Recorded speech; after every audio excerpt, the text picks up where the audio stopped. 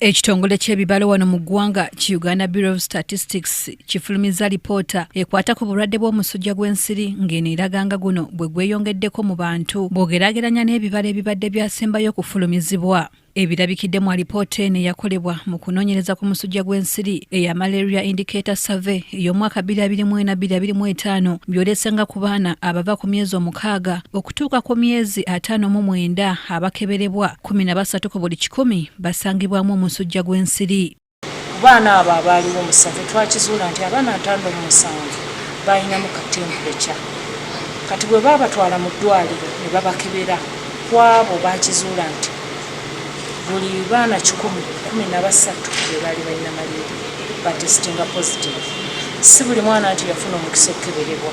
Ubosre yatandika okunoonyereza ku musujja gw'ensiri mu mwaka ogwa 2009 guno gwali waggulu nnyo mu baana abato ku bitundu 45 ku buli 100 kyokka nga bwe gutuukidde olwaleero nga waliwo essuubi ery'obulwadde buno okukendeera. Alipoota eraze ng'amaka wano mu ggwanga ebitundu 84 ku buli 100 ge gakozesa obutimba bw'ensiri obulimu eddagala ng'abamu basangiddwa ng'obutimba bwe balina tebuliimu ddagala. Abaana abali wansi mu maka ge twatambula mu ge twatalaga kumpi buli baana 10 7 ku bo be bali basuze mu butimba bw'ensiri. Ekiro ekyakesa olunaku abakola okunoonyereza be bagendayo kubanga tageti etunuulidde abaana n'abakyala ab'embuto bonna. Kati buli bakyala 173 abo abaali wakati w'emyaka 15 n'anamwenda nga baalina embuto ku biseera ebyo etwakola okunoonyereza baali basuze mu katimba k'ensiri. Ebitundu ebisinga okukozesa obutimba bw'ensiri kuliko Teeso ng'eri ku bitundu 95 ku buli 100, Acholi ng'eri ku bitundu 9 ku buli 100, obukiikakkono bwa Buganda buli ku bitundu 83 ku buli 100, West Nile eri ku bitundu 92 ku buli 100, so nga yo Kampala kitegeerekese nga mwe musinga abantu abatakozesa butimba bwa nsiri. Minisita omubeezi ow'ebyensimbi avunaanyizibwa ku gw'okuteekerateekera eggwanga Amos Lugoloobi asabye abavunaanyizibwa bonna okukozesa alipoota eno wakati mu kuteekerateekera eggwanga mu byobulamu ate era ku lwa minisitule y'ebyobulamu yeeyamye nga be bagenda okujjayambisa mu kwongera amaanyi mu bintu eby'enjawulo ebiyamba okutumbula ebyobulamu.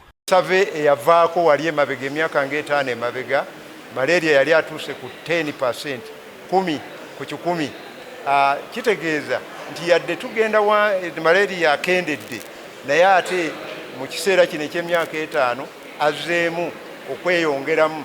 Kitegeeza nno nga gavumenti tulina okubaako bye tukola eby'enjawulo okulaba nti malaria taddamu kusaasaana mu ggwanga lyaffe kubanga malaria oyo kyekimu ku bintu ekisinga okututwalira eddagala n'okulemesa abantu okukola emirimu gyabwe. Akulira ekitongole Ubos Chris Mukiza agamba nti newankubadde nga bannayuganda bajjumbidde okusula mu butimba bw'ensiri ku bitundu 65 ku buli 100 kyokka nti balekerera ebintu ebirala ebiyamba okwetangira omusujja gw'ensiri naddala eby'okuyonja gye babeera.